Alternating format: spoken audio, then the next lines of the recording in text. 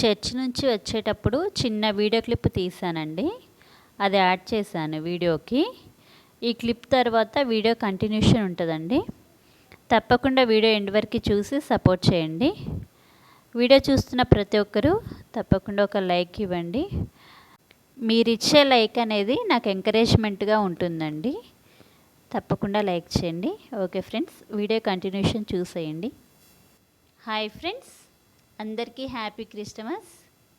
నా వీడియోస్ చూస్తూ నన్ను సపోర్ట్ చేస్తున్న మీ అందరికీ కూడా థ్యాంక్ యూ అండి. మీలో ఎవరైనా మొదటిసారి నా వీడియో చూస్తున్నట్లయితే ఛానల్ సబ్స్క్రైబ్ చేసుకొని సపోర్ట్ చేయండి. ఫ్రెండ్స్, వీడియోకి అయితే ఒక లైక్ ఇవ్వండి.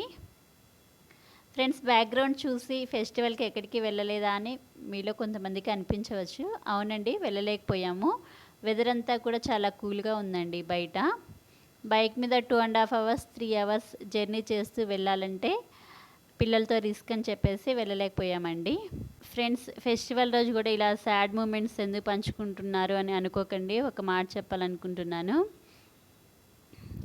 మనుషులు పుట్టడం చనిపోవడం అనేది కామన్ అండి.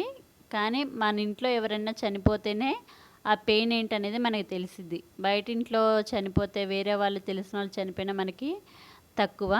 అది మన ఇంట్లో చనిపోతే ఎంత బాధ ఉంటుంది అనేది ఫస్ట్ టైము మేము ఫేస్ చేస్తున్నామండి. లాస్ట్ ఇయర్ ఈ టైం అప్పుడు అమ్మ మాతో ఉంది. ఈ టైం వచ్చేసరికి మళ్ళీ అమ్మ లేకుండా అయిపోయింది.